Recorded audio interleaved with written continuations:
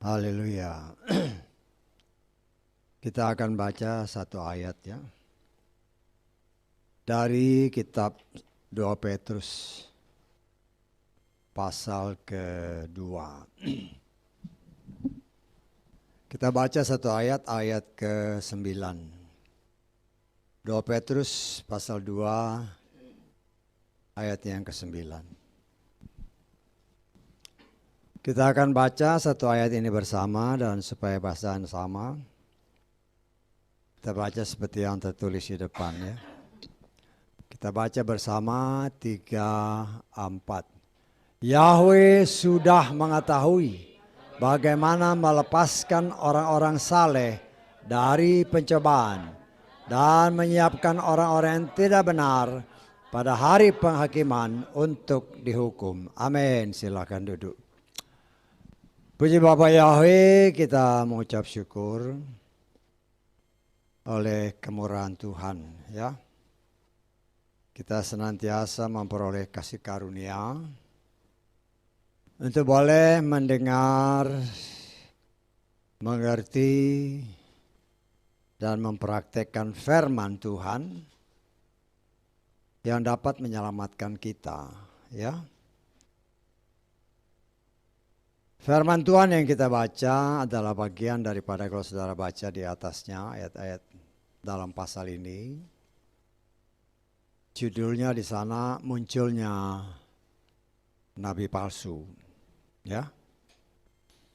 Kita melihat bahwa ini kan semuanya tadinya adalah nubuatan. Nubuatan yang Tuhan berikan melalui para rasul, juga nabi-nabi sebelumnya, bahwa pada akhir zaman akan bermunculan mereka yang mencoba untuk mengalihkan iman percaya kita kepada Bapa Yahweh dalam Adonai Yeshua Mashiach kepada hal-hal yang lain, ya. Dengan cara kita melihat sebagaimana apa yang dinubuatkan, setan memakai orang-orang yang tadinya juga dipakai oleh Tuhan, ya. Tetapi dalam perjalanan kehidupan, ya, karena berbagai macam permasalahan, pergumulan, juga pengharapan-pengharapan yang timbul, keinginan-keinginan yang timbul,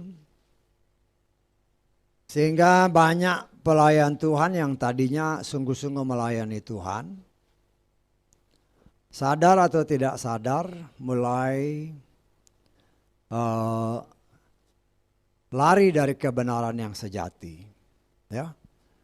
Tetapi ini kita tidak heran karena memang ini sudah memang dinubuatkan oleh Tuhan sendiri melalui para rasul dan para nabinya, ya. Dan kita sebagai anak-anak Tuhan yang hidup pada akhir zaman, memang dinasehati melalui firman Tuhan untuk kita berhati-hati, ya. Berhati-hati, dan kita sebagai anak-anak Tuhan yang telah dibekali dengan kebenaran firman yang murni, tidak akan pernah bisa terkecohkan dengan berbagai macam katakanlah bujuk rayu, kata-kata yang manis, janji-janji yang manis, yang sesungguhnya bukan berasal dari Tuhan. Tetapi janji-janji yang muluk-muluk ini bisa menyebabkan orang terjatuh, terjebak di dalam dosa, ya. Dan kita sebagai umat Tuhan sangat mengucap syukur karena Tuhan mengetahui kita ini tidak bisa berbuat apapun tanpa Dia, ya. Tanpa Tuhan kita juga tidak bisa mendeteksi dengan tepat apakah seseorang yang katakanlah kita mendengar ada begitu banyak berita-berita firman Tuhan ya dalam tanda kutip ya. Tetapi firman Tuhan itu kalau kita perhatikan dengan sungguh-sungguh, firman itu banyak yang sudah ditambah dan sudah dikurangi. Sehingga tidak murni lagi firman yang berasal dari Tuhan. Kenapa begitu? Karena orang-orang yang tadinya sebagai pelayan-pelayan Tuhan ini mereka mengerti. Kalau firman Tuhan murni yang diberitakan, ya, yang bisa menusuk orang, ya karena memang firman Tuhan jelas dia berkata firman itu lebih tajam daripada pedang bermata dua manapun. Dia menusuk untuk memisahkan, membersihkan roh jiwa dan tubuh kita dari semua pencemaran-pencemaran yang telah tertanam, yang telah berakar di dalam hidup kita.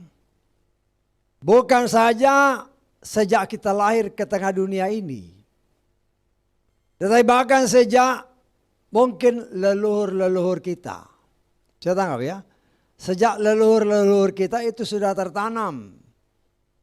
Karena itu ada tertulis bahwa Tuhan yang saudara dan saya sembah yang bernama Yahweh, Dia adalah Tuhan yang cemburuan, yang membalaskan kejahatan sampai kepada keturunan ketiga dan keempat. Ya, firman itu kekal. Ya. Nah, kita melihat di sini cara Tuhan apabila seseorang sudah ditetapkan oleh Tuhan sebagaimana tertulis dalam kitab Efesus bahwa orang ini namanya sudah terdaftar di sorga. Orang ini harus diselamatkan. Walaupun mungkin latar belakang kehidupannya dalam pandangan manusia biasa, ini nggak mungkin lagi selamat. Ya, ini nggak mungkin lagi selamat. Tetapi Tuhan setia kepada firman-Nya dan Dia tahu siapa yang Dia pilih. Ya, sehingga jelas dinyatakan oleh firman Tuhan bahwa sebelum permulaan dunia, sebelum segala sesuatu ada, Dia sudah memilih siapa yang akan menjadi orang pilihannya yang sejati.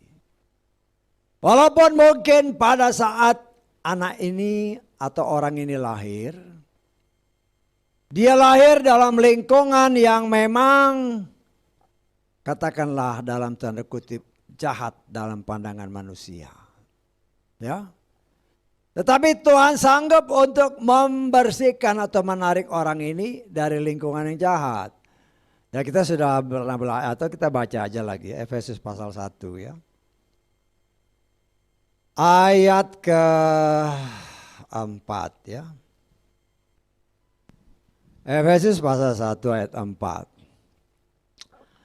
Sebagaimana di dalamnya, di dalam Yeshua, di dalam Bapa Yahweh, Dia telah memilih kita sebelum permulaan dunia. Ya, sebelum permulaan dunia.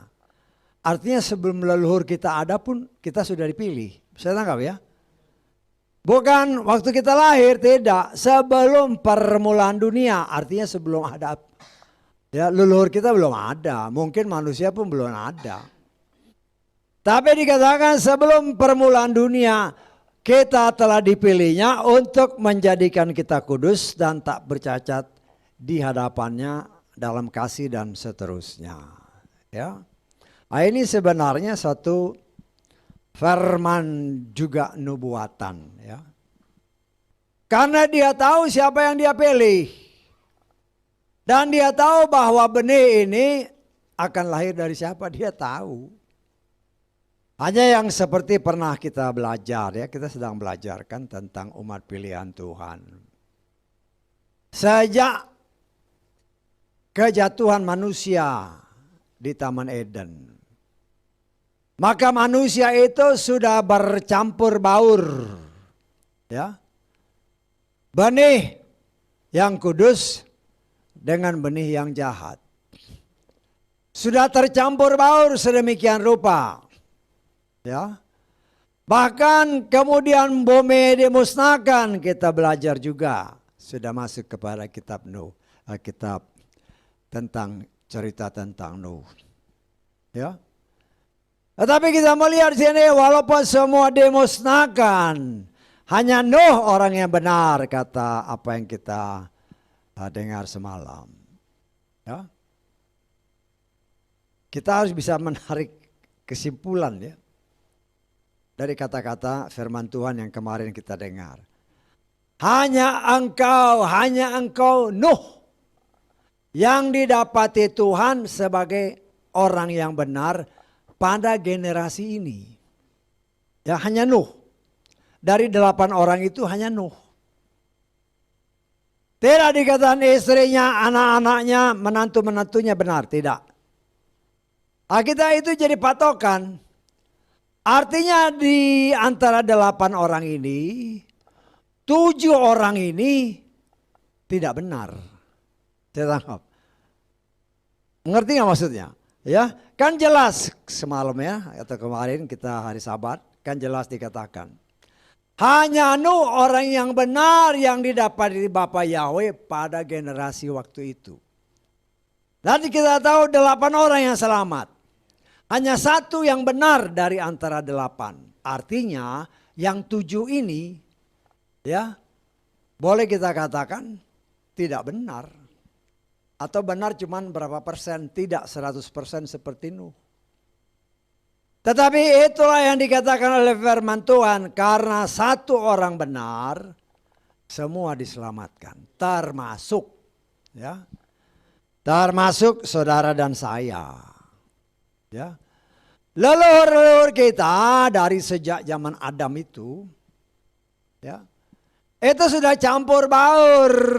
Kita sudah bermacam-macam karakter sudah ada di dalam kita.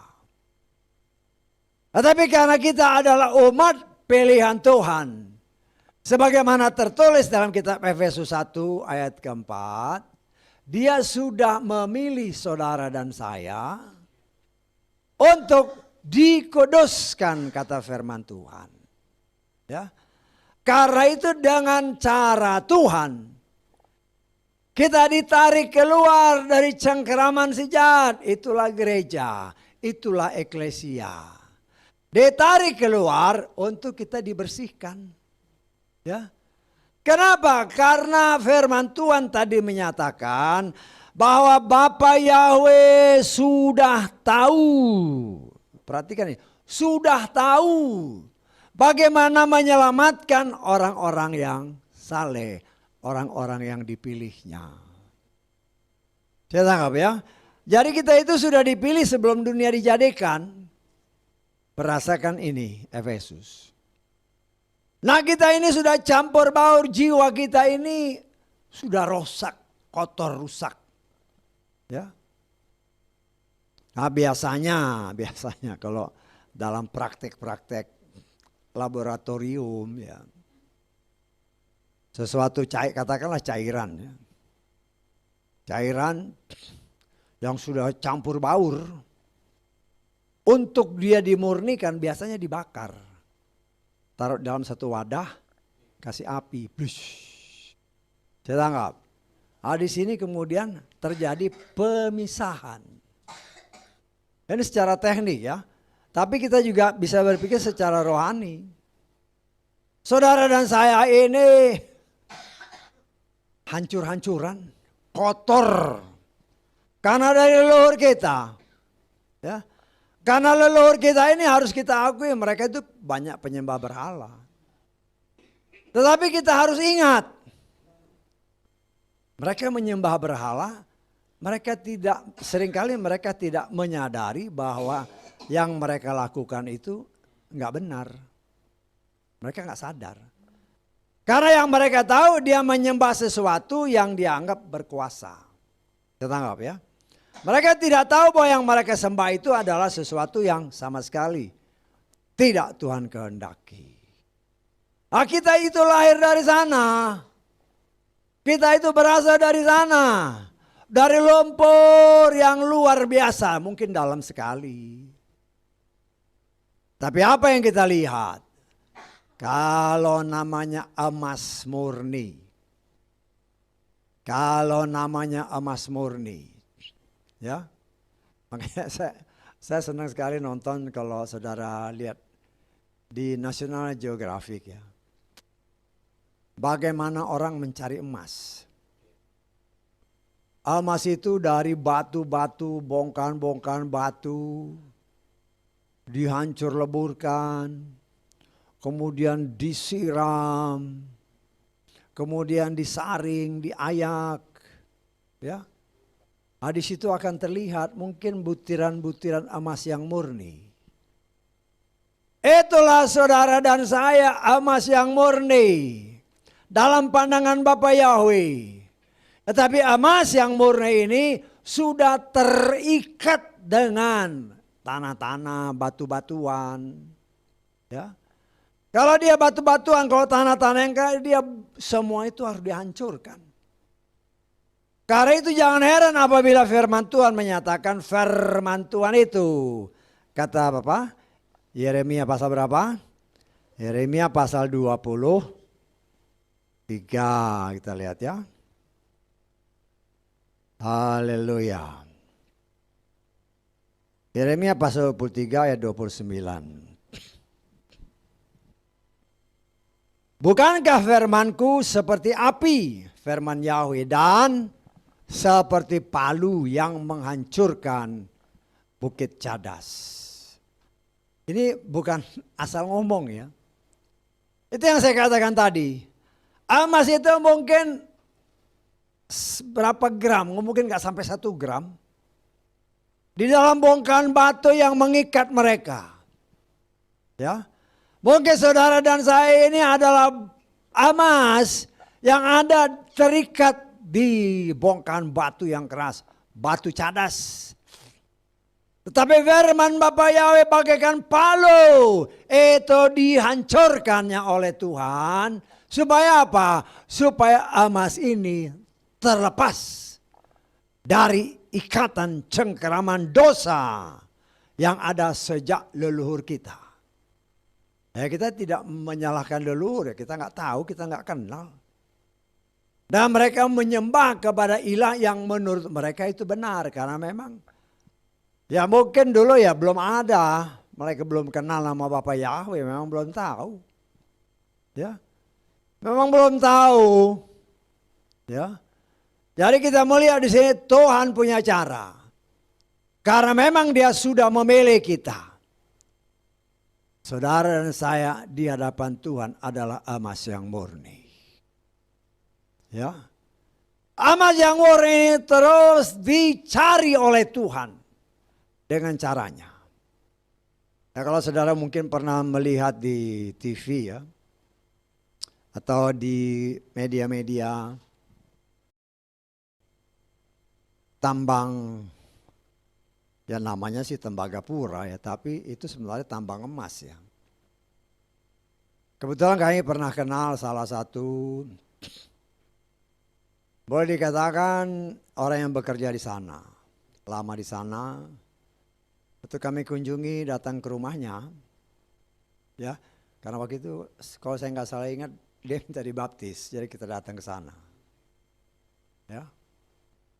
Di rumahnya dia kasih lihat ada lemari kaca gitu kan. Itu batu-batuan dia kasih lihat, ini Pak batu-batunya ini. Mengkilat ya, cus. Tapi masih berbentuk batu, Nah saudaraku yang dikasih oleh Bapa Yahweh.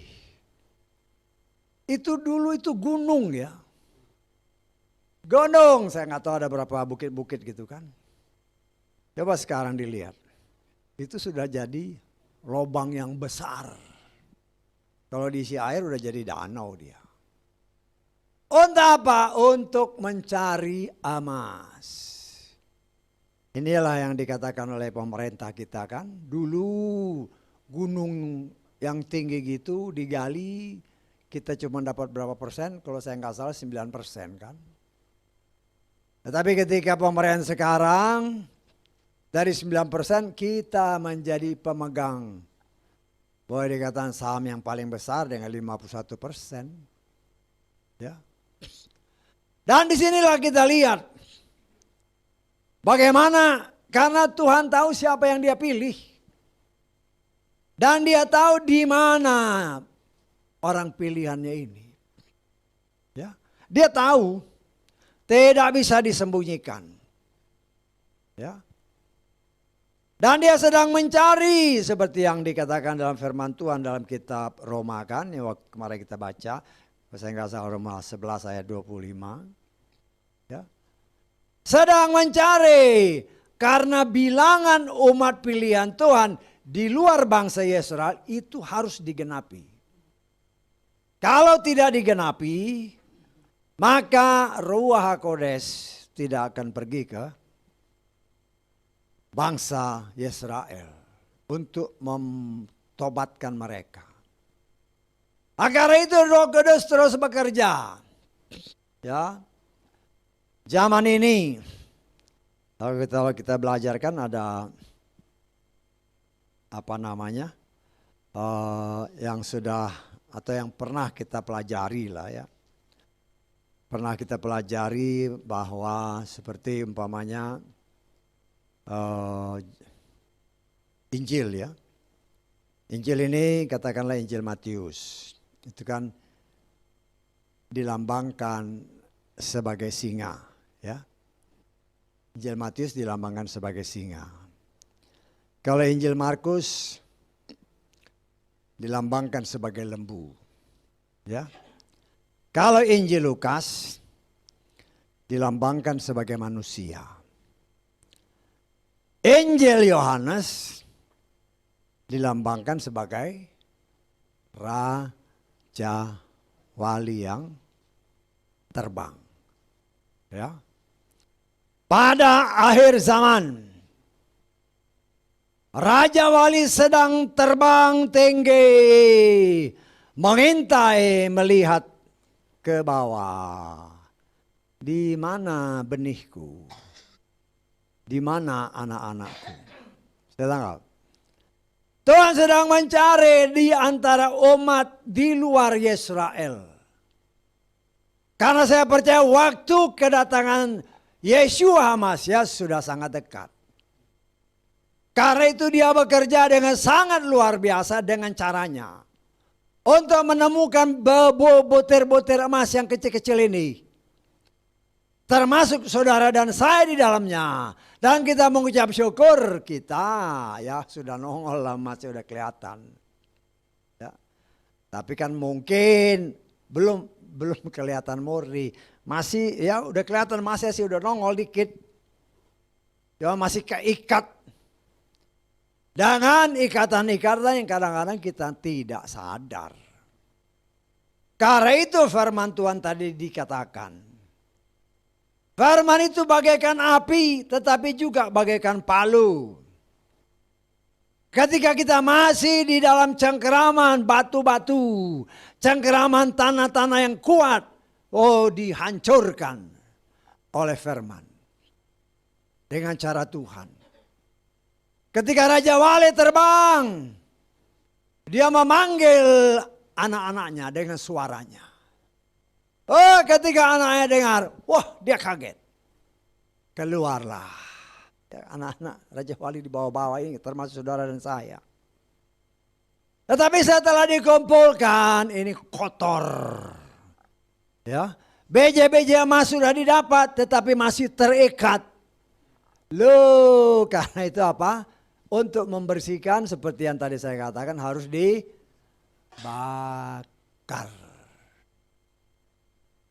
Suka atau tidak suka. Mau atau tidak mau. Kalau saudara dan saya adalah orang pilihan Tuhan. yang sudah ditetapkan Tuhan sebagaimana tertulis dalam kitab Efesus tadi. Dan harus diselamatkan. Dia punya cara untuk menyelamatkan kita. Engkau nggak mau dibakar, dia bakar. Ya, dengan caranya. Supaya apa? Supaya kita terbebas dari cengkeraman yang kuat yang mungkin berasal dari leluhur kita. Ya. Sehingga semua benih-benih yang masih mencoba mengikat, menguasai kita, ya, namanya kan dulu kan, ya kita harus akuilah, ya, suka bohong-bohong, ya, masih nempel juga kan. Kalau dulu mungkin bohongnya gede-gedean, kalau sekarang ya bohongnya masih kecil-kecilan, udah mulai kecil-kecilan lah. Tapi kan ada, karena apa? Ditumpuk itu, tapi kan masih nempel. Suka ngomong ke sana kemari. Kalau dulu ya ngomong ngumping apa mungkin pakai corong lah. Sekarang udah nggak pakai corong lagi. Jadi nggak terlalu jauh kedengarannya. Ya. Suka meleter. Kalau dulu jauh, sekarang ya meleter lingkungannya kecil. Suka tipu-tipu sedikit. Suka melakukan hal-hal yang tidak sesuai kehendak Tuhan. Tadinya banyak, sekarang sudah mulai sedikit. Ya. Dan kita harus ingat ya, pekerjaan pemurnian tahap-tahap terakhir itu agak sulit. Agak sulit. Ya, ya ini kan kita ada pengusaha batu. Batu kan kalau masih gede kan gampang, petak. Wah, mulai kecil-kecilin kan. Loh, pada saat terakhir, digerinda. Nah, itu yang sulit. Karena salah gerinda, nggak cocok sama cincinnya. Kalau nggak cocok buat apa? Cari lagi cincin yang lain kan. Apa namanya? Apa sih namanya? Rumahnya itu. Kok gerinnya kebanyakan kan? Cari yang lain. Lo di gerinda itu bukan main. Habis-habisan sampai dibentuk sesuai dengan kehendak Tuhan. Dan itulah proses pemolesan yang saya percaya saat ini sedang dikerjakan oleh Tuhan dengan caranya bagi kita, saudara dan saya.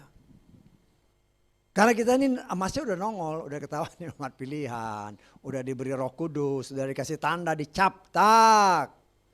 Tapi kan kadang-kadang masih ya kenakalannya masih suka terlihat. Masih suka ya bohong-bohong sedikit. Masih suka ya kalau ditanya-tanya kok nggak ibadah? Tuh, wah macam-macam alasan, ya kan? Pokoknya ada aja alasannya. Capek baru pulang kerja ya ngomong aja jujur gitu. Betul nggak? Kita ngomong jujur. Kita bisa bohong sama orang. Tapi kita nggak bisa bohong sama Tuhan. Nggak bisa. Ya. Tadi berdoa nggak? Berdoa dong loh. Padahal nggak berdoa. Cuman kan kalau dibilang nggak berdoa kan gengsi kan. Lu mulai bohong kecil-kecilan. Kelihatannya kecil. Tapi di hadapan Tuhan judulnya apa? Bohong. Ada tertulis. Jangan berbohong. Lu kalau ini dilanggar ada tertulis. Satu engkau tidak lakukan. Engkau bersalah terhadap semua. Artinya kita harus sangat berhati-hati. Ya, kita mulai berhati-hatilah. Di dalam berpikir, di dalam berkata-kata, di dalam melakukan segala sesuatu. Kita ini sedang diproses. Ya. Tetapi itulah. Kalau proses dengan batu, dengan palu gitu jeglak ya memang. Karena kita tadinya ada di dalam lingkungan. Entahkah itu lingkungan gereja. Entahkah itu lingkungan keluarga, entah itu lingkungan dengan orang-orang yang tidak beres. Kita dipisahkan dulu. Setelah dipisahkan, bakar. Bakar ini ya sakit, ya kan? Tetapi karena Bapak Yahweh tahu saudara dan saya ada pilihannya. Suka atau tidak suka, mau atau tidak mau. Rencana Bapak Yahweh harus jadi. Tidak ada rencana Tuhan yang gagal. Walaupun si setan ini kan berusaha membujuk-bujuk kita. Ya. Baik kalau orang yang gampang tersinggung. Tuh kan, kamu tuh yang dibicarain. Loh. Ya. Nah kita harus hati-hati. Para duluan jemaat banyak kan. Jemaat banyak. Kebetulan ada satu, waktu itu belum kawin dia. Ibu, sekarang udah ibu-ibu kali ya. Kemudian udah lama gak datang. Ya saya gak tahu dia datang waktu itu. Dan saya juga tidak mengkhususkan untuk memberitakan firman bagi orang itu, ibu-ibu ini. Ya. Firman keluar. Memang saya juga gak tahu dia hadir dan memang firman itu untuk semua rata. Tetapi karena firman itu, wah buat dia telinganya merah. Habis ibadah, nah, saudara kenal dulu ada Ibu Rosmala ya. Tapi waktu itu kita belum di sini kayaknya masih di daerah Bungur sana. Cerita oleh Ibu Rosmala, Pak si ini tersinggung. Apanya? Loh tadi firman Bapak itu. Loh saya nggak tahu. Begitu sensitif. Ya. Pada firman itu kan untuk semua, untuk saudara dan untuk saya. Sensitivitas inilah sebenarnya timbul dari kedagingan kita. Setan besek-besek, itu kan kamu maksudnya. Itu kamu itu. Ya. Lo bagaimana orang-orang ini? Ya. Kenapa? Karena setan masih mencoba mengikat orang-orang seperti ini. Dibujuk-bujuk lah. Tidak sadar bahwa ya akhirnya orang itu keluar ya. Keluar katanya marah. Lu seberang saya nggak tahu. Saya juga tidak ada khusus menyinggung dia. Tapi dia tersinggung ya dia mau keluar ya terserah aja. Nggak jadi masalah. Ya. Dan banyak hal seperti itu terjadi.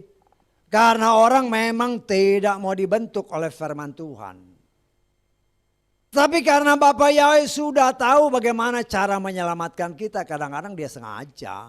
Keluar gitu, float dari mulut ini kan bisa diatur. Kan Yeshua berkata ketika Moshe berkata, Tuhan aku gak bisa ngomong. Betul gak waktu Moshe ditanya, disuruh Tuhan, suruh Bapak Yahweh. Kamu pergi ke Firaun, beritakan seperti ini. Moshe yang dididik 40 tahun secara Mesir. Sebagai sejarah gereja menyatakan dia sebagai pemimpin, bahkan mungkin sebagai jenderal. Kok gak bisa ngomong? Ya. Apa yang Tuhan bilang? Siapa yang bikin lidah? Siapa yang bikin lidah? Siapa yang bikin suaramu bisa keluar dari mulut? Ya aku. Begitu juga dengan siapapun yang berdiri dalam melayani Tuhan. Khususnya di tempat ini. Jangan pakai catatan sedikit-sedikit. Ya. Saya nggak larang catatan ya. Tapi kalau baca semuanya dibaca. Itu udah dari sini. Saudara bisa mengerti maksud saya? Ya. Bukan nggak boleh catat. Bukan nggak boleh. Tapi kalau dicatat itu intinya apa sih? Oh ini. Tapi kalau dari awal sampai akhir dia baca, apalagi pas angin keras lagi kan, ketiup, waduh bececer, wah nyari-nyari mana ini. Sementara saudara ya, saya cari dulu catatannya hilang. Itu berarti bukan dari Tuhan. Ya. Jadi kita harus ada hikmat Tuhan. Boleh pakai catatannya wajar, banyak orang yang pakai catatan. Tapi inti-intinya. Jangan semuanya ditulis. Ya. Dari A sampai Z ya cuma baca doang. Nah ini yang harus kita hati-hati. Dan saya percaya orang seperti itu Dia tidak lagi mau diatur. Oh, saya sudah siapkan dari rumah. Loh, dari rumah kamu siapkan. Berarti kan kata-katanya harus yang benar kan? Kalau saya tulis gini nanti tersinggung sih ini. Loh, dirubah dikit. Lah, bagaimana ini? Ya. Tidak bisa begitu. Biarkan Roh Kudus mengatur lidah si pembicara. Apa yang mau disampaikan. Karena mungkin di antara sekian banyak orang. Ada mungkin satu yang diincar sama Tuhan tanpa diketahui oleh si pembicara. Karena si pembicara nggak tahu. Tetapi yang kena tersinggung. Ya sudahlah. Kalau tersinggung ya berarti ada tertulis firman Tuhan itu tidak menyinggung ya. Tidak ada ayatnya. Yang ada dia menusuk. Dia memukul. Dia menghajar, tidak disinggung. Ya. Dan kita sebagai umat Tuhan, kenapa harus ditusuk? Kenapa harus disajar? Kenapa harus dipukul? Supaya ikatan ini lepas. Ikatan yang dari leluhur itu lepas. Bahkan dibakar habis oleh api supaya benar-benar yang muncul itu emas yang murni. Apalagi kalau bukan lagi batu, itu terikat dengan logam-logam yang lain. Kalau dengan logam-logam yang lain itu harus dibakar, semua harus dibakar. Karena nanti setelah dibakar, disitulah berlaku hukum berat jenis. Yang mana yang berat ya otomatis karena dia udah cair kan. Udah cair karena dibakar dia cair. Berlakulah oh ini yang berat jenis sekian ya paling berat ya berarti paling bawah. Dia tanggap. Itulah cara Tuhan untuk mendapatkan emas yang murni. Yaitu saudara dan saya. Dan saya pernah mengajarkan kepada saudara dan tetap saya ajarkan. Yang dinamakan emas yang murni. Yang Tuhan kerjakan bagi saudara dan saya. Tidak mungkin 100%. Tidak mungkin 100%. Kalau saudara pergi ke toko emas atau ke Antam ya. Aneka tambang kan situ juga jual emas-emas murni. Lempengan. Nah, saudara lihat di situ. Logam murni 99,9%. Tidak ada yang 100%. Tidak ada yang 100%. Loh kalau gitu nggak sesuai dengan firman. Loh pakai hikmat yang benar. Karena contohnya ada. Ada tertulis bukan asal ngomong. 100% itu hanya terjadi apabila Tuhan yang turun tangan. Saya tangkap. Contohnya yang gampang itu Elia. Nabi Elia adalah contoh yang paling sempurna. Untuk saya berani menyatakan saudara dan saya diproses oleh Tuhan hanya sampai 99,9%. Sama seperti Elia. Ketika Elia berjalan bersama Elisa, para nabi bertemu dengan mereka. Dia nggak berani nanya langsung sama Elia, nanya sama Elisa. Tuhanmu mau diangkat ya. Lu tahu loh dia. Itu jangan anggap sepele ya. Para nabi tahu bahwa Elia akan diangkat. Artinya ya. Kan definisi nabi sebagaimana tertulis pernah saya kasih tahu. Adalah orang yang berbicara dengan Tuhan dan Tuhan berbicara dengan dia. Itu definisi nabi. Saya tanggap, ya. Nah, artinya para nabi ini diberitahu oleh Tuhan, saudaramu Elia mau diangkat, ya. Nah itu kita juga bisa menafsirkan kalau nanti terjadi pengangkatan, seperti saya katakan tadi, kalau nabi itu berarti berhubungan dengan berkomunikasi dengan Tuhan. Ya, berkomunikasi dengan Tuhan sehingga Tuhan Bapa Yahweh sendiri akan berbicara kepada nabi atau yang dinamakan nabi-nabi ini apa yang dikehendaki Tuhan, ya. Saudara masih apa? Masih ingat ayatnya enggak? Ya, kita baca lagi ya. Bilangan pasal 12. Kita baca ayat ke-6. Bilangan 12 ayat ke-6. Dan dia atau Bapa Yahweh berfirman, dengarkanlah sekarang perkataanku. Jika ada seorang nabi di antara kamu, aku Yahweh akan membuat diriku dikenal olehnya. Ini salah satu kriterianya. Kalau dia berani menamakan nabi, maka Bapa Yahweh akan membuat dirinya dikenal oleh si nabi dalam penglihatan. Ya, jadi dia mendapatkan penglihatan. Aku akan berbicara kepadanya dalam mimpi. Ini kriterianya. Seorang nabi berdasarkan firman Tuhan. Ini bukan kata saya, kata firman. Saya tangkap ya. Ini kriteria nabi. Jadi kalau ada orang yang bicara nabi, masuk nggak kriteria ini? Kalau tidak masuk berarti dia bukan nabi. Saya tangkap. Kalau Bapa Yahweh menyatakan diri juga dalam penglihatan, dalam mimpi, itu bisa dikategorikan sebagai nabi. Tidaklah demikian dengan hambaku Moshe. Dialah seorang yang ditetapkan dalam seluruh rumahku. Aku berbicara kepada dari mulut ke mulut, bahkan oleh sebuah penampakan, dan bukan dalam teka-teki. Dan dia memandang rupa Yahweh. Jadi mengapakah kamu tidak takut untuk berbicara tentang hambaku Moshe? Ya.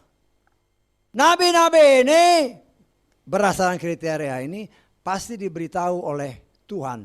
Baik melalui mimpi maupun melalui penglihatan. Elia mau diangkat. Elia mau diangkat. Nanya lah dia kan. Dia nggak berani nanya langsung sama Elia. Nanya sama Elisa. Ya. Tuhan mau diangkat. Diam, aku sudah tahu. Dan apa yang terjadi? Inilah yang saya katakan. Menurut semua orang di sekeliling Elia, termasuk para nabi, Elia sudah sempurna. Amin. Karena dia mau diangkat. Elia sudah sempurna. Karena dia mau diangkat. Tetapi firman Tuhan katakan dia belum 100%. Buktinya. Ketika Tuhan mengangkat dia dengan kereta api dari sorga. Bajunya atau jubahnya tanggal. Itu yang bikin dia tidak bisa jadi 100%. Saya tangkap. Baju berbicara karakter. Yang menurut mata manusia karakternya udah bagus.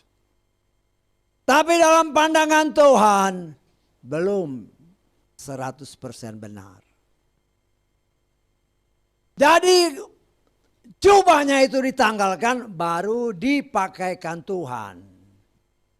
Yang 99,9% itu akan menjadi 100% ketika jubahnya ditanggalkan, dia dipakaikan pakaian jubah dari sorga. Bisa tangkap. Nah itulah saudara dan saya saat ini. Hanya sekarang masalahnya sudah belum 99,9%. Ya. Jangan-jangan masih 1%. Oh, kalau 1% ya jangan heran kalau masih dihajar terus oleh palu, terus dibakar terus oleh api. Tetapi kalau kita umat pilihan Bapa Yahweh yang sudah ditentukan sejak sebelum dunia diciptakan, kata Efesus, dia punya cara untuk membebaskan kita. Dia punya cara. Ya. Ya, kita pasrah aja. Ya. Kita pasrah aja, jangan kita ngelawan. Ego itulah yang membuat tidak 100%. Nah, ego kita masing-masing kan punya ego. Kalau disinggung sedikit marah. Ya. Buat apa marah? Ya. Kan firman Tuhan jelas, sering kayak beberapa kali ini kan sering kali kan. Kalau dihajar sama Tuhan jangan lari. Kalau dipukul sama Tuhan jangan lari. Kalau kau lari babak belur. Babak belur. Siapa yang membalut? Kalau Tuhan yang hajar, engkau lari, dunia tidak akan pernah bisa menyembuhkan engkau 100%. Tidak bisa. Karena yang melukai itu firman. Firman yang menghajar, firman yang menusuk. Karena itu dia berfirman, aku yang menghajar, tetapi aku juga yang membalut. Jangan biarkan dunia yang membalut. Kau biarkan dunia yang membalut, akhirnya apa? Ya kalau luka, terus dibalut dengan cara tidak benar, lama-lama terjadi pembusukan. Kelihatan di luar bagus, tetapi di dalam busuk. Kalau ada busuk apa ya dipotong. Saudara pernah dengar itu kan? Kalau luka, ya. Katakanlah orang patah tangan gitu kan, atau pakai gips, terus ya bisa aja di dalamnya dia nggak nyambung bener kan. Lama-lama apa? Bisa busuk. Loh kalau tidak busuk, ya bagaimana? Ya dipotong. Kenapa? Karena bukan Tuhan yang kau biarkan untuk merawatnya. Nah ini yang harus kita perhatikan, ya. Saudara dan saya, kita sama-sama ya, tidak ada yang lebih, tidak ada yang kurang. Selama kita masih menginjakkan kaki di muka bumi ini, sebelum pengangkatan, status kita sama dalam proses. Tidak ada yang lebih, ya. Tidak ada yang lebih. Sama-sama dalam perlombaan, kita dikekes terus, dihajar terus. Dengan caranya, saudara dihajar, saya juga dihajar. Sama. Hanya bedanya mungkin, bagaimana kita menghadapi hajaran itu. Apakah kita menghadapi hajaran itu dengan lapang dada? Karena kita percaya ini bagian dari proses yang sedang Tuhan kerjakan untuk memurnikan kita. Karena ayat firman Tuhan yang kita baca tadi, Bapa Yahweh sudah tahu, bukan dikatakan belum tahu ya, atau masih kira-kira, bukan, sudah mengetahui bagaimana menyelamatkan orang salehnya. Orang saleh di sini berarti masih yang murni, yang tadinya masih digenggam, dikuasai oleh batu-batu cadas, oleh tanah-tanah yang keras. Nah, kita sedang dalam proses itu. Ya pasrah aja. Pasrah dengan dalam arti positif ya, bukan pasrah asal terserahlah. Jangan seperti Eli, Nabi Eli itu kan Imam Eli. Ya terserahlah dia, Elohim yang Maha Kuasa, apa yang mau dia bikin jadilah. Bukan begitu. Eli ditegur maksudnya dia berubah. Kita pernah belajar kan, Eli yang zamannya Samuel. Kan Samuel yang dididik sama Eli ini. Ketika ibunya bernasar, si Hana bernasar, kalau dia anak laki-laki, aku akan persembahkan dia kepada Bapa Yahweh. Nah, Eli ini yang jadi imam besar. Tetapi ketika ditegur oleh Tuhan, kelihatannya itu sopan ya. Padahal ketika ditegur oleh Tuhan melalui si Samuel yang masih muda, bukannya dia bertobat, ya terserahlah dia Tuhan. Dia mau bikin apa lu, bukan itu bukan contoh yang bagus.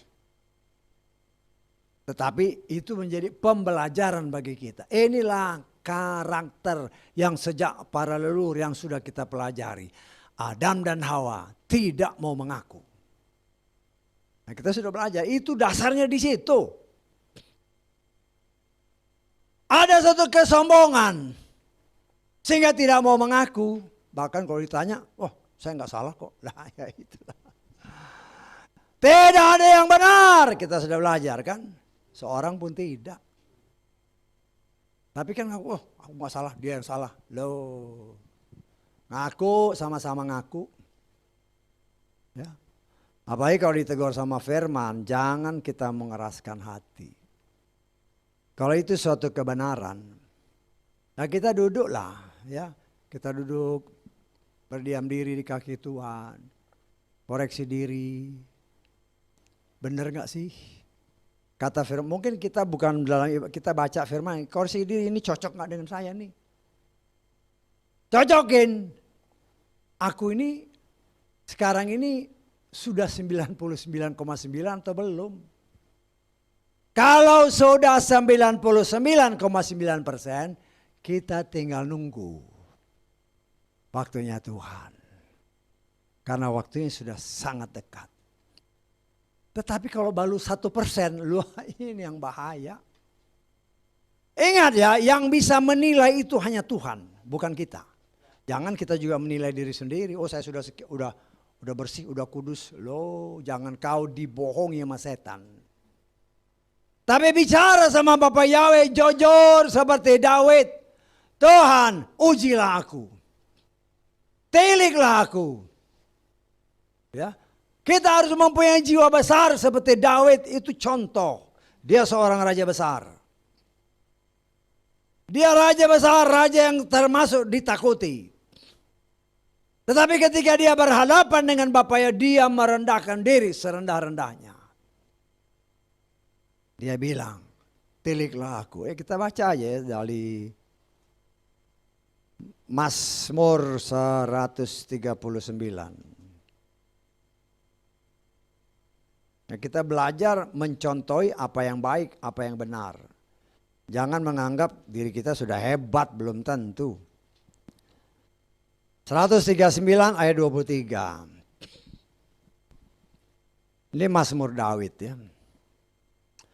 Selidikilah aku ya Elohim, kenalilah hatiku. Ujilah aku dan ketahuilah pikiranku. Lihatlah apakah ada jalan yang jahat dalam diriku. Bimbinglah aku di jalan yang kekal. Ini suatu kerendahan hati. Dia raja besar ya. Raja yang kaya. Tapi dia merendahkan hati, merendahkan diri di bawah kaki Tuhan. Tuhan, selidiki aku. Ujilah aku. Nah, kita juga harus seringkali juga berdoa seperti itu. Tuhan, ujilah aku. Selidiklah aku. Apa aku ini sudah 99,9 atau baru 0,1%? Ya. Karena kesombongan membuat kita yang tadinya harus naik, karena kesombongan jadi jatuh. Karena kesombongan itu dibenci oleh Tuhan. Kesombongan itulah dosa yang pertama terjadi di sorga, yang mengakibatkan si Lucifer yang tadi mempunyai kedudukan yang luar biasa singkirkan oleh Tuhan. Ya. Loh, kalau yang punya kedudukan yang luar biasa di sorga aja karena sombong disingkirkan. Ada tertulis, kita sudah belajar dalam 2 Petrus itu juga, nanti kalau saudara baca. Malaikat itu lebih dari manusia. Ya. Kan itu jelas, kita sering kali bahas, kita baca lagi. Ayat ke-11 dari 2 Petrus tadi, 2 Petrus pasal 2 ayat 11.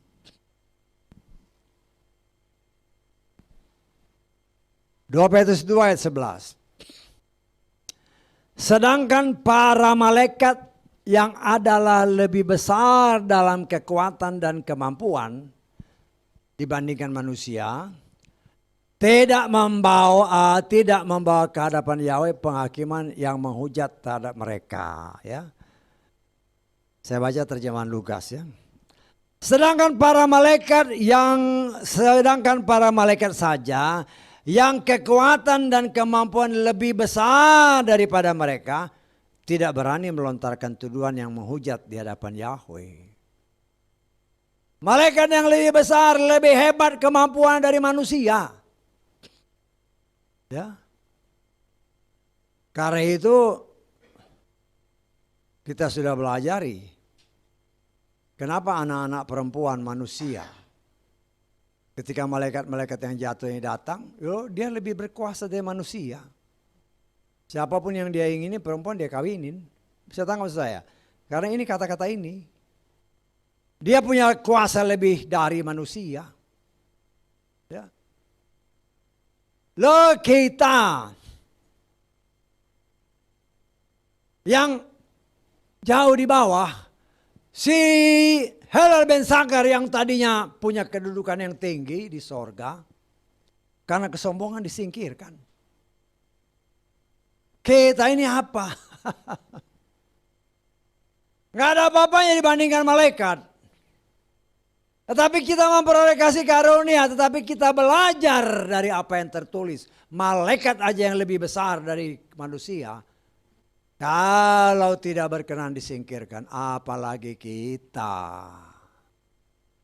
Bahkan dikatakan oleh firman Tuhan, manusia itu seperti rumput yang hari ini ada, besok sudah dibakar habis. Artinya sesuatu yang tidak berguna. Ya. Tetapi Tuhan mau merubah kita yang tadinya rumput yang tidak berguna. Kita bisa menjadi pohon-pohon anggur yang menghasilkan buah. Ya kan tadi kan rumput kan. Yang hari ini ada dipotong, dibakar. Tetapi kalau kita menjadi pohon-pohon anggur. Ingat ya, pohon anggur itu akan berbuah lebat kalau daun-daunnya dipotong. Saya tangkap. Daun-daunnya dipotong. Berbicara daun, berbicara kesombongan. Semakin dia dipotong, semakin banyak buahnya, semakin manis buahnya. Itulah yang Tuhan kehendaki dari saudara dan saya. Karena itu dikatakan oleh Yeshua. Aku adalah pokok anggur yang benar dan Bapakku lah petaninya. Carang-carang yang tidak berbuah dia potong, dia bakar. Tapi carang-carang yang mulai berbuah, itu ranting-ranting yang daun-daun itu dipotong-potong supaya buahnya jadi baik. Karena buah yang tidak baik pasti dibuang. Tuhan kita tegas. Buat apa memelihara buah yang busuk? Karena itu kita diajar oleh Tuhan. Supaya karakter-karakter yang tidak benar, yang sudah ada sejak leluhur kita, relakan itu dilepas. Memang sakit bagi daging. Ya. Tetapi tergantung masing-masing kita. Ya. Mau enggak kita melepaskan itu. Tapi saya pribadi merasakannya. Bagaimana kehidupan dahulu, terus kehidupan sekarang. Ya belum saya katakan saya sudah benar 100%, tidak. Tapi hal-hal yang tidak beres mulai dipotong. Saya percaya saudara pun telah merasakan itu dan sedang merasakan. Nah kita boleh melihat campur tangan Tuhan dalam hidup kita. Ketika kita mau menjadi anak yang baik di mata Bapa Yahweh. Pertolongan Bapa Yahweh luar biasa. Ya. Yang tidak pernah kita pikirkan, aku sudah siapin duit untuk bayar bakmi tadi kan. Tadi kesaksian kan. Udah siap duit, mau bayar. Tidak pikir bahwa ada orang yang bayarin. Kalau bukan Bapa Yahweh yang menggerakkan. Bisa. Itu hanya beritakan firman-Nya. Kain itu anak siapa? Loh, itu hanya berita firman. Ya saya nafsirkan begitu ya walaupun tidak dikasih tahu. Hanya berani memberitakan firman. Besok-besoknya dibayarin. Luar biasa kan Tuhan kita. Apalagi kalau lebih banyak kita berani memberitakan. Orang boleh menutup berkat-berkat, tapi ya pintu berkat-berkat sini. Pintu kan samping. Loh Tuhan buka atap. Tuhan buka atap, curah berkat. Manusia boleh menutup pintu. Tapi kalau Tuhan sudah buka atap berkatnya, tingkap-tingkap di langit terbuka, dia curahkan berkat. Kita yang kelabakan untuk menampungnya. Tuhan punya berbagai macam cara untuk memperlihatkan kepada anak-anaknya yang mau sungguh-sungguh kepada dia bahwa dia adalah Tuhan yang maha kuasa. Tuhan sanggup melakukan apapun yang tidak pernah kita pikirkan, tidak pernah kita lihat, bahkan mungkin tidak pernah kita minta. Tetapi Tuhan sudah tahu apa yang dibutuhkan. Seperti seorang perempuan yang ketika dilayani oleh atau yang melayani Elisa. Saudara ingat cerita itu? Ya. Ketika Elisa datang, ya ibu ini kaya. Suaminya kaya. Ya, datang berkunjung, bertamu. Kali dua kali itu sampai dia lihat, oh ini kelihatannya ya namanya dulu kan jalannya jauh, belum pakai mobil, jalan kaki. Akhirnya dibangun tempat di atas. Jadi setiap Elisa datang bisa istirahat dulu baru melanjutkan perjalanan. Ya. Kemudian kan dia tanya, ya Elisa kan tergeraklah hatinya. Kamu ini butuh apa? Kamu sudah sangat baik menyiapkan tempat untuk saya istirahat. Ya. Kamu butuh apa? Memang dia orang kaya. Ya. Apa jawab perempuan ini? Dia tidak mengutarakan isi hati yang terdalam. Ya. Tapi dia cuma ngomong, aku tinggal di kalangan keluargaku. Ya, keluarganya kan kaya, suaminya kaya. Elisa dengan hikmat daripada Bapak Yahweh, dia tanya si Gehazi bujangnya. Apa yang dibutuhkan oleh ibu itu? Nah kan si Gehazi ngomong kan. Suaminya sudah tua. Ya, dia kan masih muda. Dia belum punya anak. Ya. Loh, Elisa dengar itu dia tahu, dia mengucap syukur. Dia panggil, saya percaya habis itu dia berdoa sama Tuhan. Dia panggil si ibu ini kan. Tahun depan seperti waktu ini kau punya anak. Loh, itu kata-kata iman. Ya. Tuhan mendengar perkataan nabinya. Memang tahun depan dia melahirkan anak. Artinya Tuhan pun tahu kebutuhan saudara dan saya. Walaupun kita nggak ngomong, tapi Tuhan tahu, hati kecilnya tahu. Ya. Atau mungkin kita sering ngomong Tuhan minta. Tapi akhirnya apa? Aduh, seperti ada orang ngomong begini, aduh mulutku sudah berbusa minta terus. Tapi nggak dikabulkan. Ya karena mungkin separuh putus asa, udahlah diam diri aja. Ya. Tetapi diam diri bukan berarti tidak melayani Tuhan, tetap melayani Tuhan bahkan lebih sungguh-sungguh. Nah, Bapak Yahweh kan lihat. Ya. Bapak Yahweh lihat. Dan Bapak Yahweh punya cara. Seperti contoh si Mordekai dalam cerita Esther kan. Yang mau dibunuh oleh siapa? Haman kan.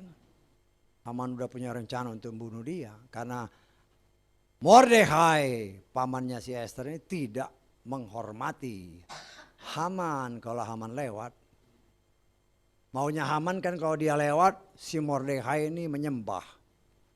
Mordekai nggak peduli. Ya.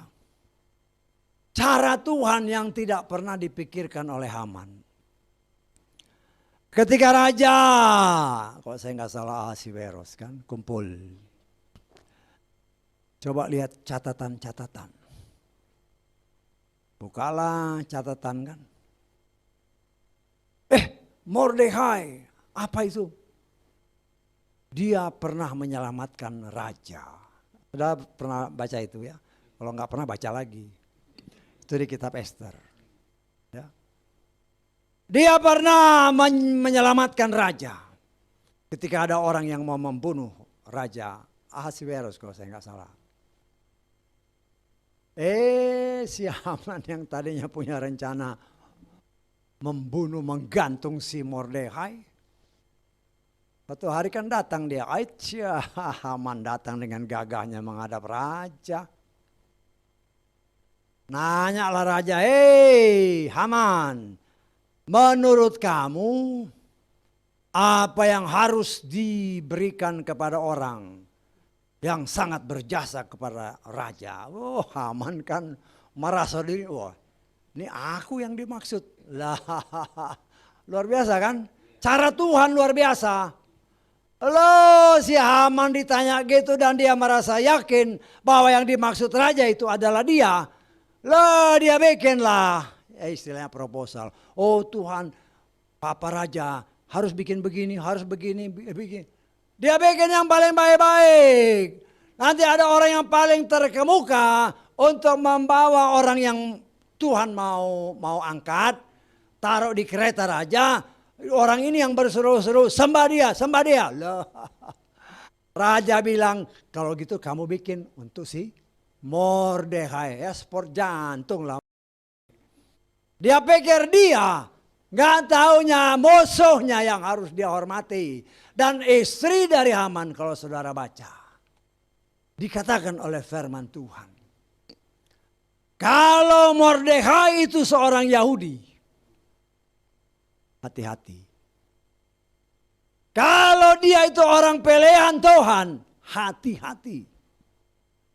Kau akan lebih dipermalukan. Nah, itu kenyataan kan. Jangan lihat Mordekai, saudara dan saya pun.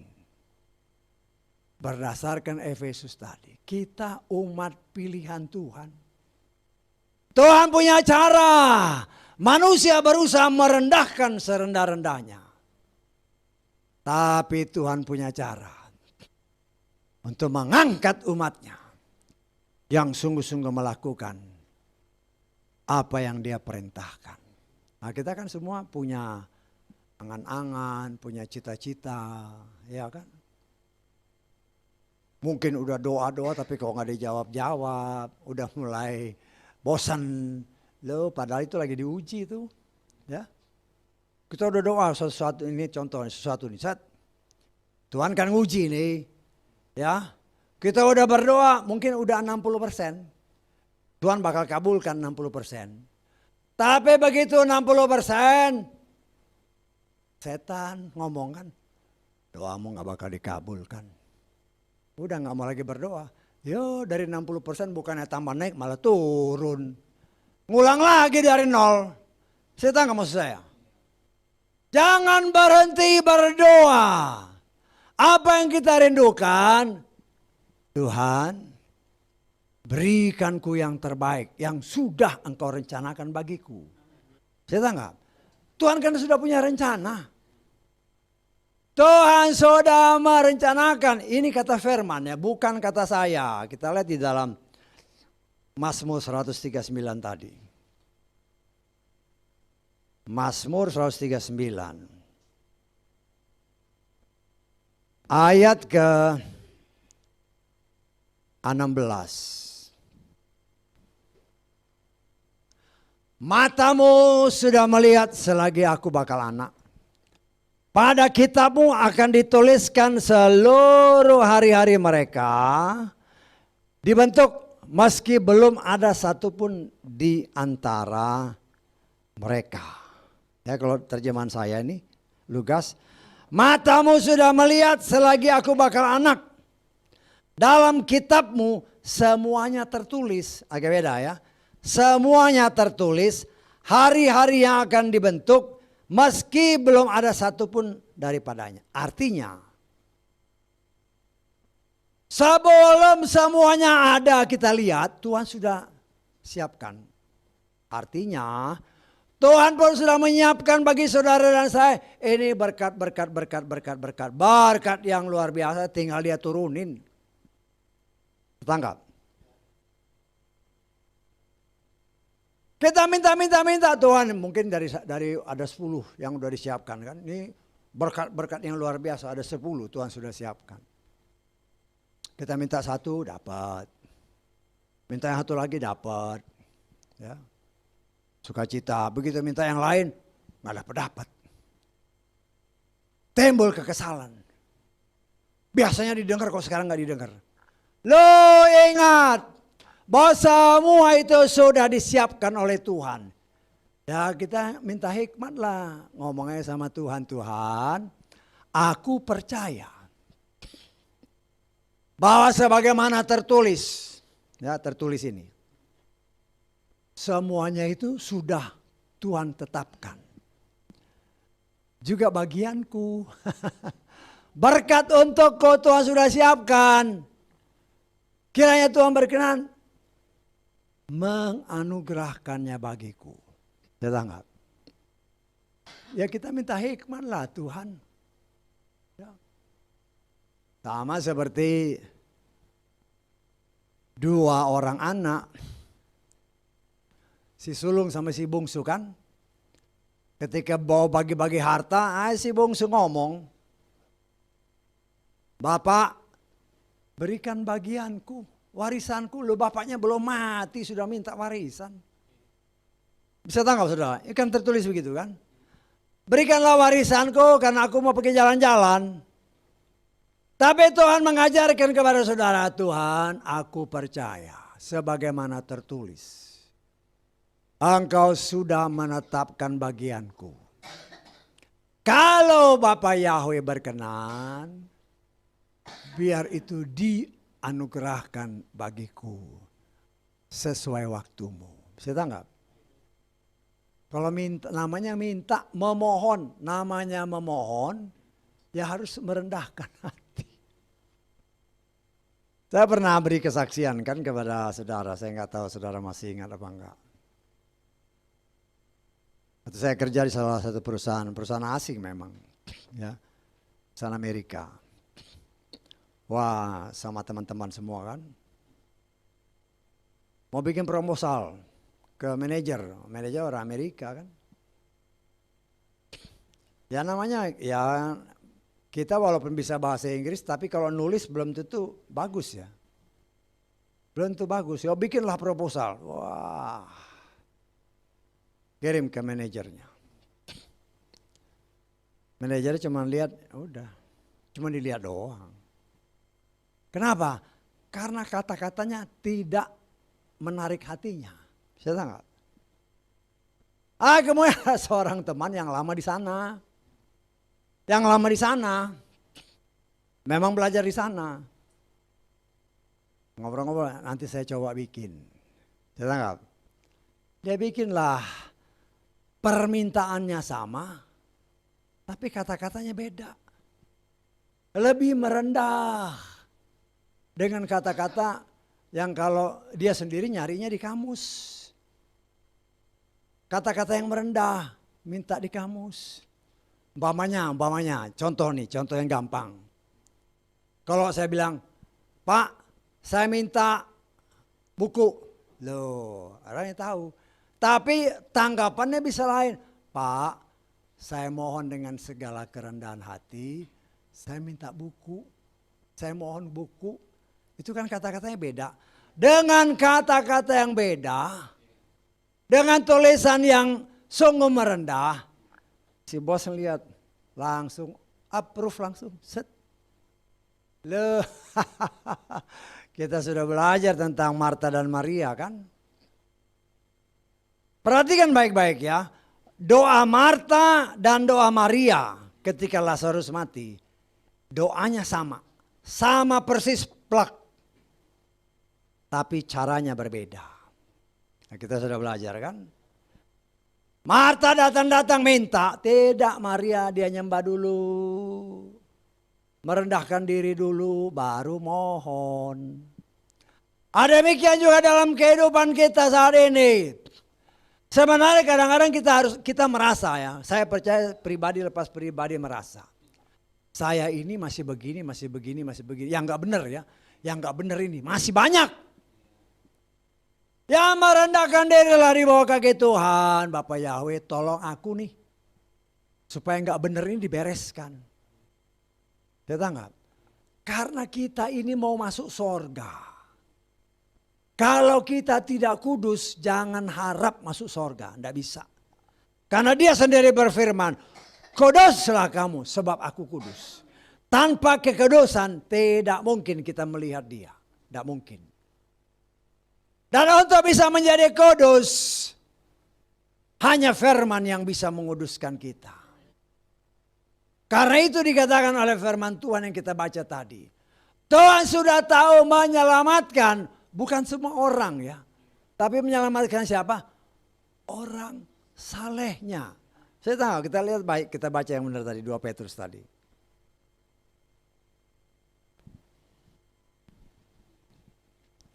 Dua Petrus 2 ayat 9. Yahweh sudah mengetahui bagaimana melepaskan apa?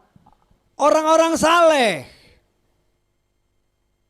Orang-orang saleh berarti orang-orang yang memang sudah dibenarkan oleh Bapa Yahweh melalui Adonai Yeshua Mashiach. Dan Bapa Yahweh sudah mengetahui bagaimana caranya untuk membuat orang pilihannya menjadi saleh. Kita lihat di dalam 2 Petrus 1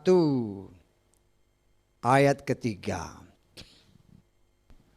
2 Petrus 1 ayat 3. Sebagaimana kekuatan ilahinya, kemampuan Bapa Yahweh. Maka segala hal untuk kehidupan dan kesalehan telah dianugerahkan dia kepada kita. Ini firman ya, bukan kata saya.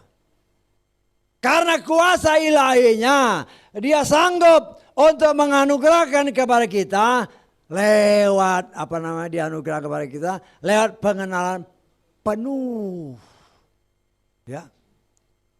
Untuk kehidupan dan kesalehan itu hanya dapat terjadi melalui pengenalan yang penuh akan dia. Bagaimana kita bisa kenal dia dengan penuh? Kita enggak. Dan semuanya kan itu harus tertulis. Kita lihat di 1 Yohanes pasal 2. Ayat 3 mulai.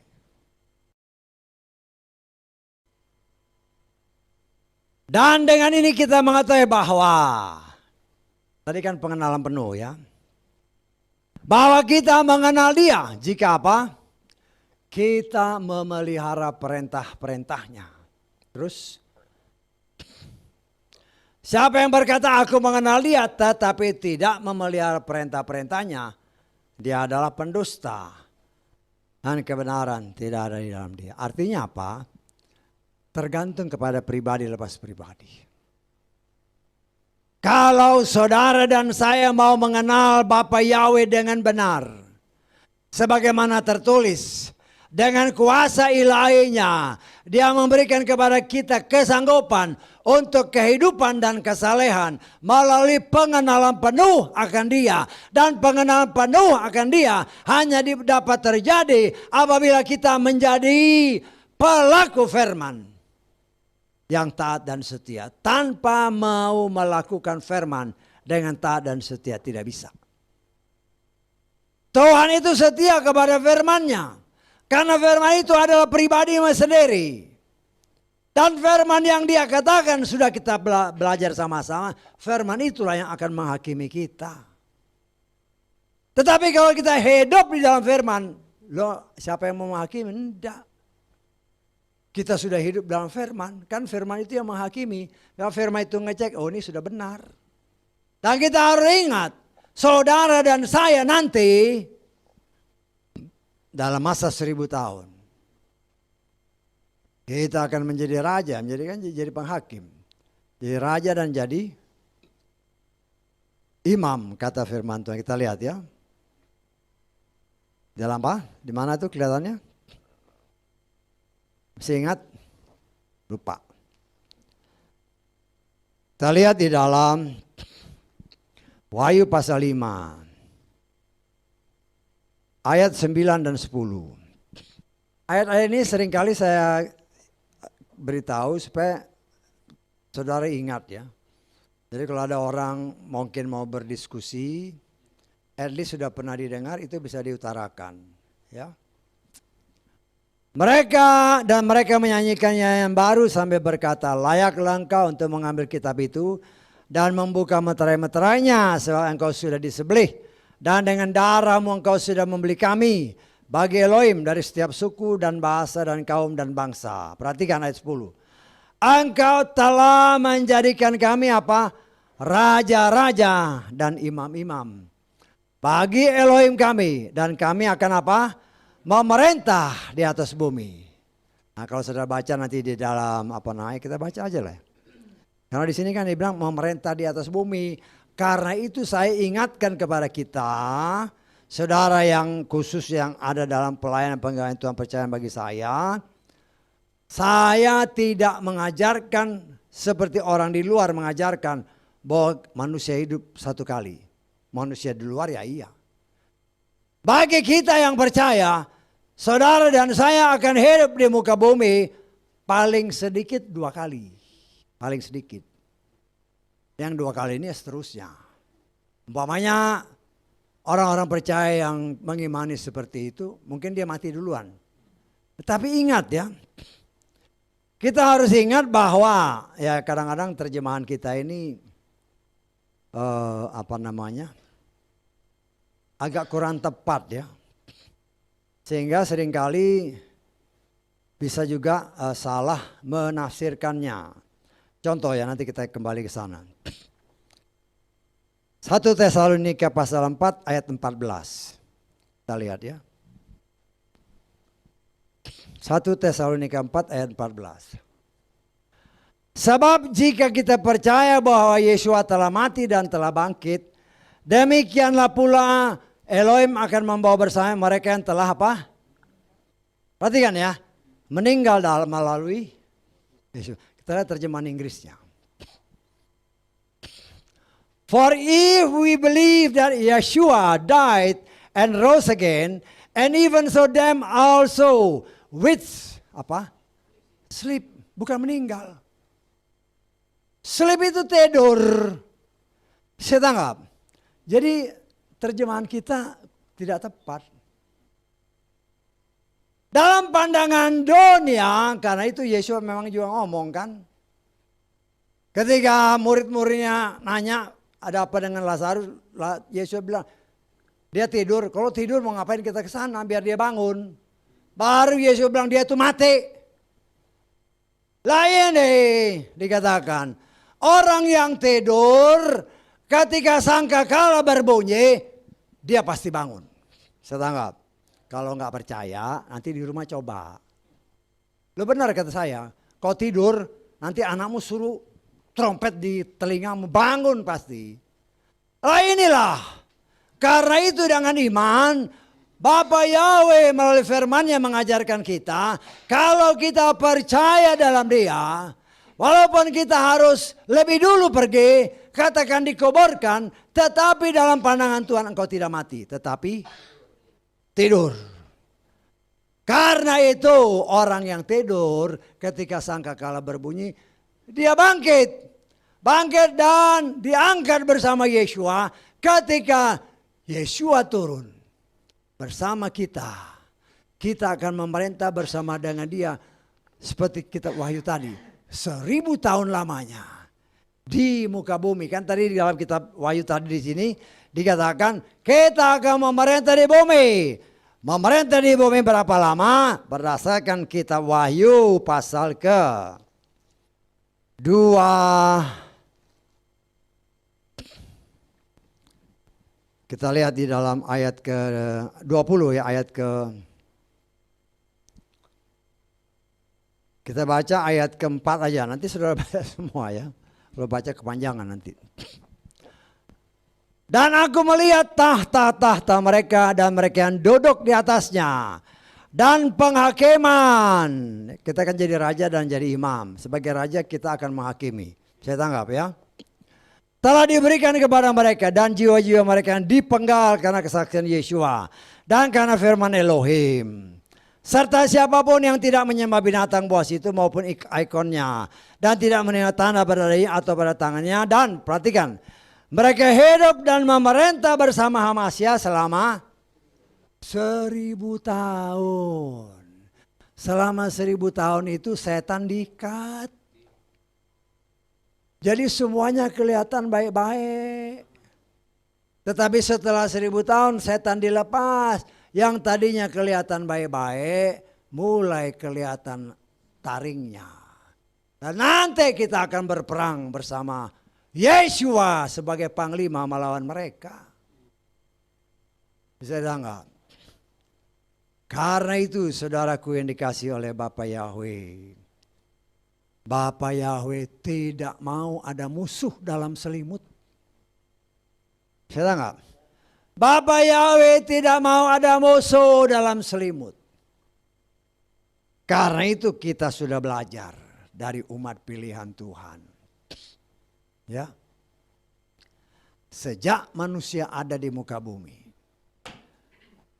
Karena pengalaman yang dialami di sorga, ternyata ciptaannya memberontak terhadap Sang Pencipta. Kita karena itu di Taman Eden, kita sudah belajar ini, saya buka lagi. Tuhan berikan pilihan bagi manusia. Mau pilih Tuhan atau mau pilih setan? Mau pilih hidup atau mau pilih mati? Kita tangkap. Kita diberikan kebebasan untuk memilih. Dan saat ini kita sedang diproses. Mungkin dalam proses kita masih ragu. Aduh, karena tawaran si setan ini kelihatannya baik. Ini baik. Loh kalau kita tidak hati-hati kita bisa terjebak. Itulah yang dikatakan beberapa hari yang lalu. Ada jalan yang disangka lurus. Tetapi ujungnya apa? Kematian. Nah, kita harus bisa mendeteksi. Ini jalan lurus. Jalan lurusnya Tuhan. Atau bukan. Dan itu hanya bisa kita kenal. Apabila. Kata firman Tuhan tadi. Apabila kita mentaati firman-Nya. Saya tahu ya hubungan-hubungannya sudah lihat ya. Di 1 Yohanes tadi kan pasal 2 ayat 3 dan 4. Untuk mengenal Dia dengan penuh kita harus mentaati firman-Nya. Kalau kita mengenal Dia dengan penuh kita tahu ini jalan Tuhan atau jalan si setan. Saya tahu enggak? Sama-sama lurusnya. Dari sini kita tidak lihat yang kita lihat ini jalannya lurus. Tapi di ujung sana kita tidak lihat. Yang lihat, yang tahu hanya Tuhan. Dan saya percaya ketika kita hidup di dalam Tuhan. Tuhan sendiri yang akan ada tertulis. Tuhan yang menetapkan langkah-langkah orang. Kemana kita harus jalan. Sama-sama lurus. Tapi jalan mana yang kita akan pilih. Tuhan yang menentukan ada tertulis. Langkah-langkah kita ditentukan oleh Tuhan. Kapan? Ketika menyerahkannya ke dalam tangannya. Kita mengenal Dia. Karena itu Yeshua berkata, minta maka akan diberi. Saya tanggap. Ini semua harus ada kaitan. Supaya kita mengenal Dia dengan benar dan mampu melakukan apa yang Dia perintahkan. Supaya jangan sia-sia kita ibadah.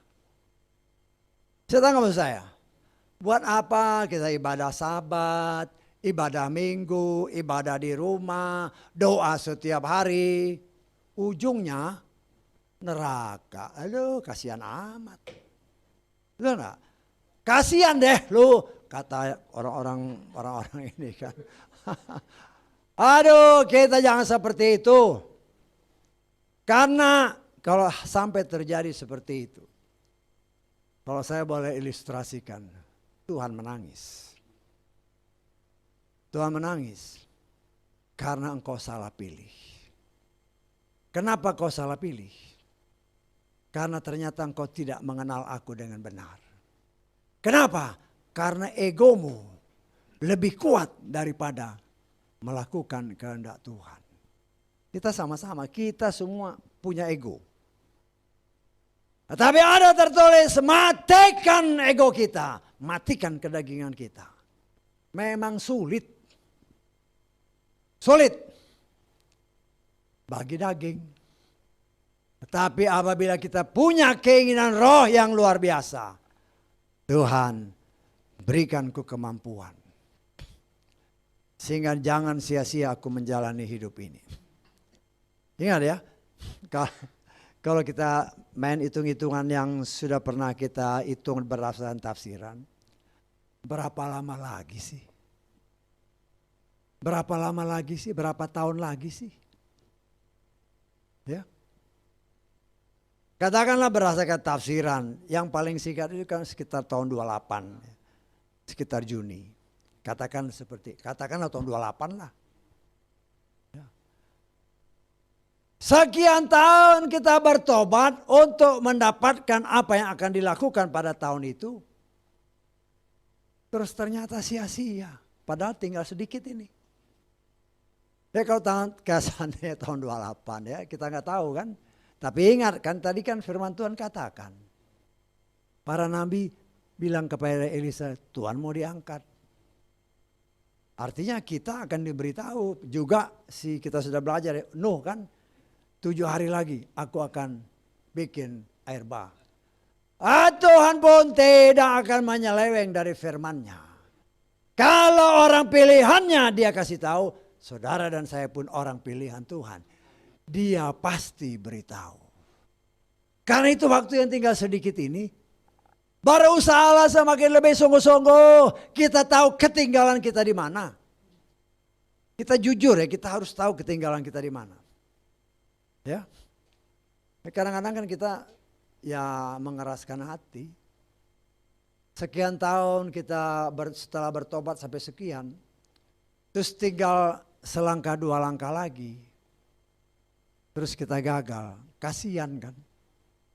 Kasihan tubuh kita ini. Tubuh kita yang sudah berkorban sekian lama. Tiba-tiba karena ego kita yang tidak mau kita matikan. Perjuangan kita sia-sia. Saya mengingatkan kepada kita semua, termasuk diriku sendiri. Jangan sampai perjuangan kita yang sudah sekian tahun sejak kita bertobat, akhirnya sia-sia karena ego. Semua itu karena ego. Ego itu kan termasuk sombong, yang tidak mau percaya sama, itu kan ego. Egois yang menganggap aku benar, aku baik. Semuanya aku, bukan dia, bukan Bapa Yahweh, bukan Yeshua. Dalam proses sebagaimana yang Tuhan katakan, dia sudah tahu. Karena itu diajarkan kepada kita. Tapi apa? Sebagaimana dahulu di Taman Eden, mau pilih mana? Mau pilih ini, mau pilih ini, ya terserah. Dan itu berlaku sampai detik ini. Saya nggak maksud saya. Keputusan ada di tangan kita. Mau pilih pohon kehidupan yaitu Yeshua. Atau mau pilih kematian yaitu setan. Terserah kita. Tapi saya sebagai seorang pelayan Tuhan saya katakan. Jangan salah pilih. Pilih Bapa Yahweh di dalam Adonai Yeshua Mashiach. Yang sudah membebaskan kita dari ikatan batu-batu cadas, lumpur-lumpur yang keras. Yang sudah membersihkan kita. Tinggal sedikit lagi dipoles. Jangan kita kalah karena memang dipoles itu rasanya sakit bagi daging. Tetapi demi keselamatan, demi hadiah, kita hidup berapa tahun di muka bumi ini sekarang. Tapi janjinya apabila engkau dan saya setia, kita akan memerintah bersama dia di bumi ini sama 1000 tahun. Itu bukan omong kosong, itu adalah kebenaran karena dia punya kuasa. Dia sudah tahu, tetapi dia tidak pernah memaksa. Ya tergantung kita. Karena itu lakukan apa yang menjadi kewajiban kita saat ini. Kerja, sekolah sebagai kepala ibu rumah tangga. Lakukan, tapi lakukan seperti untuk Tuhan. Ya. Sambil melakukan pekerjaan, sambil nyanyi, memuji Tuhan, mengundang hadiratnya. Ketika kita mengundang hadiratnya, apapun kata Mazmur pasal 1 ayat 1 sampai 3, apapun yang dikerjakannya berhasil dan menghasilkan. Kalau menghasilkan siapa? Buat kita. Buat kita. Karena Tuhan menciptakan semua. Ingat ya, Tuhan menciptakan semua itu untuk manusia, bukan untuk yang lain. Nah sekarang karena manusia jatuh dalam dosa, manusia yang mana? Hanya untuk orang yang benar-benar mengasihi Dia. Karena itu mari saudaraku, ya, jangan kendor. Tantangan memang seringkali Tuhan izinkan terjadi. Tapi saya percaya tantangan, permasalahan dan pencobaan sebagaimana tertulis. Itu bagian daripada proses yang Tuhan sedang kerjakan untuk memoles kita semakin lebih murni. Karena itu jangan sampai kita kendor. Tetap bersukacita, tetap mengucap syukur, tetap memuji Bapa Yahweh. Haleluya, amin. Mari kita bangkit berdiri.